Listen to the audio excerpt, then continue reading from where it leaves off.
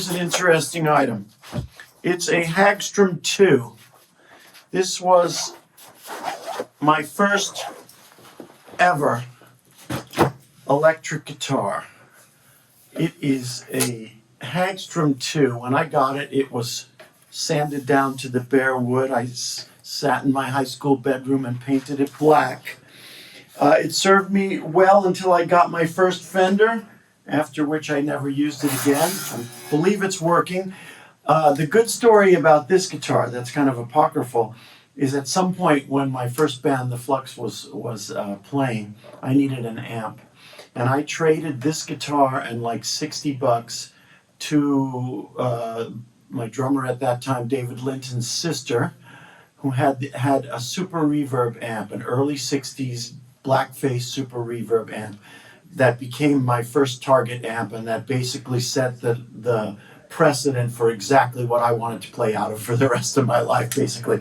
And in most of Sonic Youth's career, I used Super Reverb amp, and they all got those targets painted on it, and this was responsible for me getting the first one. So it's pretty cool on that level. It came back to me recently through David, through his sister, and I'm putting it up for sale. My high school bedroom electric guitar. Mu-tron Phase. Need I say more?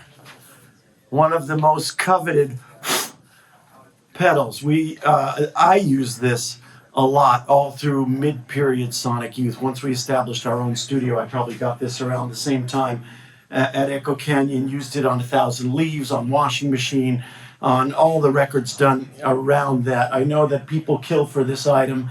It's a hard one to part with, but here it is. It's got this funky pedal that goes with it, with a crazy multi-pin and a beautiful, beautiful piece of analog memorabilia, if not working tool. This is one of my signature Fender Jazz Blasters. It comes in a generic bag. It's been highly used over the years. It's got some detail tunings and things like that. One of the chords from Genetic over here. It had a piezo pickup put underneath the pick guard. There's a switch under this piece of tape here, which I used to keep taped up so I didn't accidentally turn it on when I didn't want it to be on. But when it's on, it's really cool for tapping on the guitar. It acts like more of a percussion instrument. So this is Lee Ronaldo's signature model Fender Jazz Blaster. Highly used. Beautiful. This is a Fox tone machine. It's reputed to be the pedal that Hendrix used. It was once upon a time when I got it, I think in high school, covered in purple velvet, which has long since deteriorated. But it was used a lot in the earliest period of Sonic Youth. It's got a Confusion is Sex sticker taped underneath the back of it. It's been through some hard times. I'm pretty sure it's still working, and it's a really special vintage item with our crew guys' catalog number on it as well. A couple smaller items. This is a Russian flanger. This is the step-on button. Look at that. Is that not cool? That was given by a fan in Russia. Last time I plugged it in, it was working. You pays your money, it takes your choice, but it's pretty cool.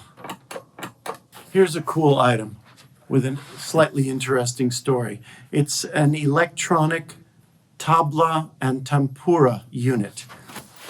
It is a really cool object for creating Indian rhythms and Indian tones.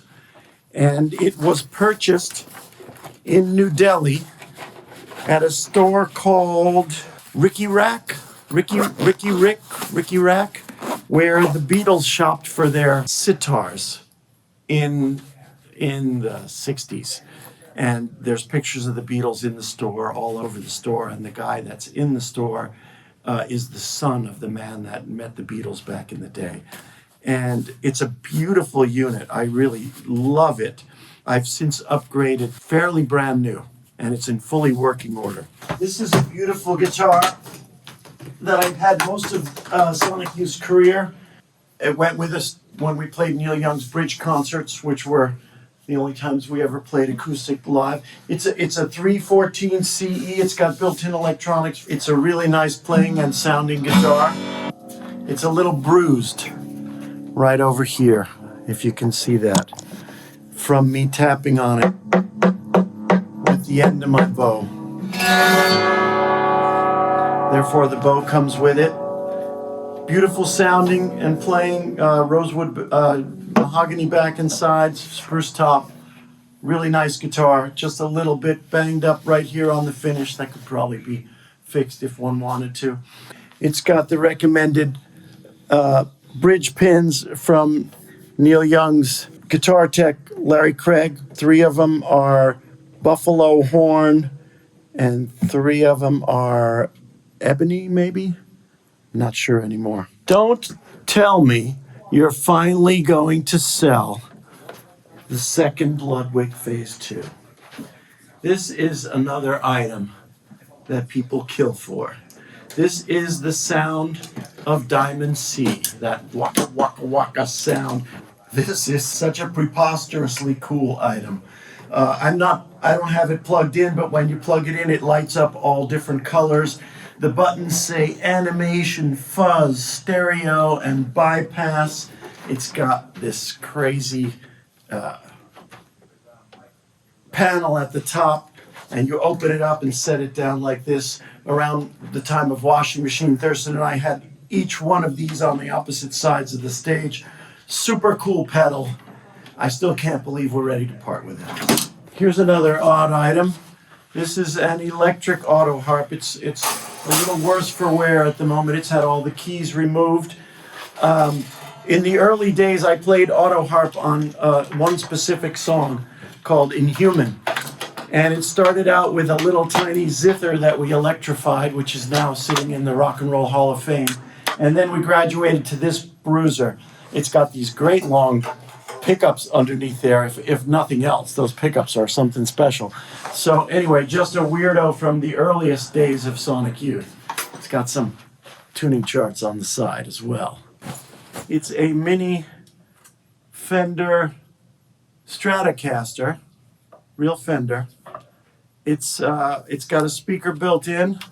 I don't think it has a battery in it right now, but I believe it works. It's been daintily glitterized by me at some point on tour, and I used this guitar a lot during endings of the Diamond C.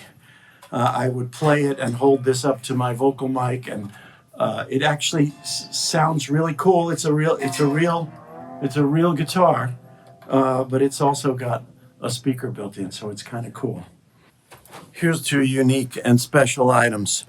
2 different stamp pads that I would use when we were writing songs to impress a image of the guitar neck on my notebook so that I could write down the strange chords we had to come up with for each different tuning.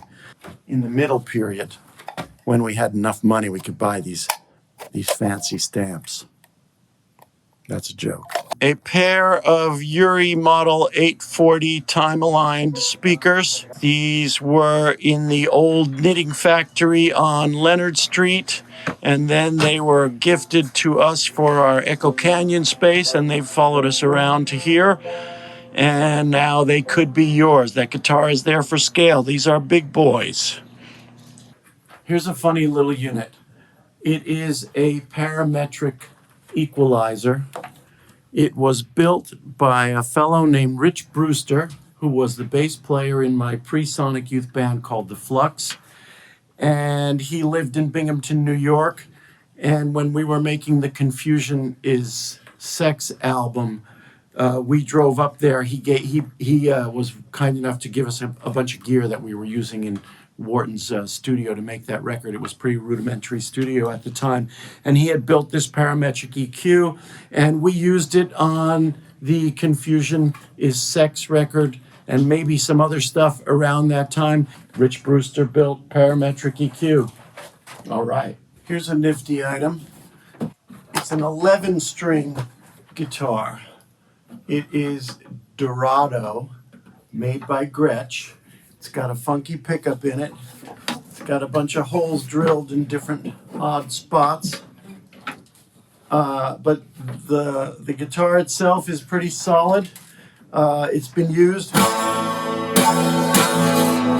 on a bunch of different things. It comes in a chipboard case, and it's been kicking around the studio for ages.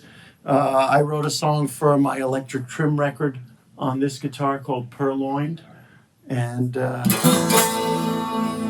has a pretty nice sound.